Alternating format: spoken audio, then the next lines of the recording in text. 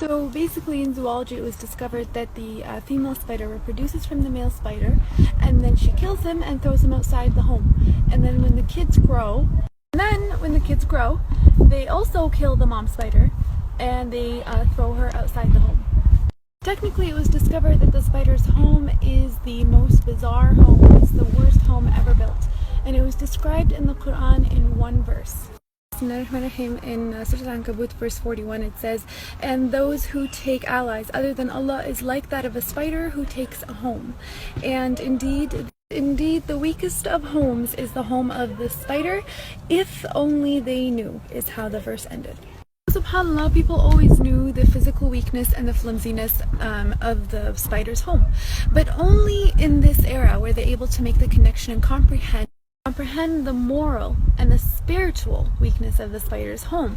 Hence why at the end of that verse it says, "If only they knew." Still, Allah subhanahu wa ta'ala had named an entire chapter, an entire surah after this creature. Spoke about the actual spider in one verse. The rest of the surah was about fitan, sins and temptations.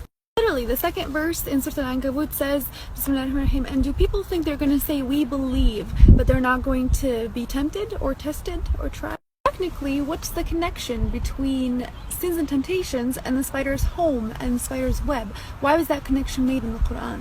If we actually ponder into it a little bit, we'll realize that the connection and the battle and the intertwinement of fitan and temptations is figuratively, it's like the spider's home, the spider's web.